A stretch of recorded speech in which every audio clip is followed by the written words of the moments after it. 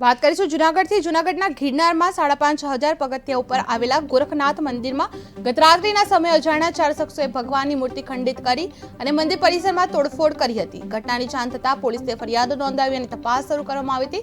સ્થાનિક સાધુ સંતો અને નાગરિકોમાં આ ઘટના અંગે ભારે રોષ જોવા મળ્યો હતો। જૂનાગઢ જિલ્લા પોલીસ વડા સુબોધભાઈ આડેદરાએ પણ ઘટનાઓની ગંભીરતા દર્શાવી હતી। આ બનાવે સમગ્ર સમુદાયમાં આક્રોશ અને ચિંતાનો માહોલ ઉભો કર્યો હતો। જય ગિરનારી। જૂનાગઢની અંદર જ્યારે આવી ધાર્મિક જગ્યાઓને ઉપર કંઈક ને કંઈક વાર ને પ્રહાર થતા હોય ત્યારે સનાતન ધર્મના ઉપાસકોની અંદર બહુ મોટી વેદનાઓ ઊભી થઈ જતી હોય।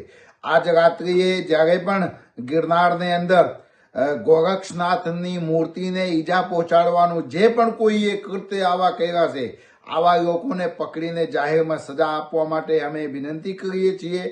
કારણ કે ઘણા બધા જે સાધુ સંતો છે, સાધુ સંતોએ ખૂબ જ આક્રોશમાં છે અને ઘણા બધા અમારા જે જય ગિરનારી, નમો નારાયણ।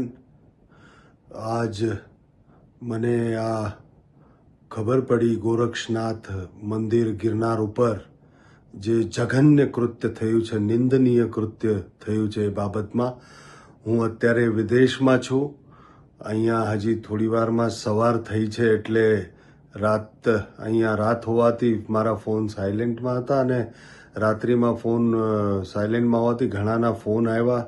હમણાં જ મેં ગઈકાલે રાત્રિના કોઈ સમય દરમિયાન ગિરનાર પર્વત ઉપર જે ગુરુ ગોરક્ષનાથનું મંદિર આવેલું છે ને મંદિરની બાજુમાં જે ગુરુ ગોરક્ષનાથની મૂર્તિ છે, એ રાત્રિના કોઈ શખ્સો દ્વારા એ મૂર્તિને ખંડિત કરવામાં આવેલ છે।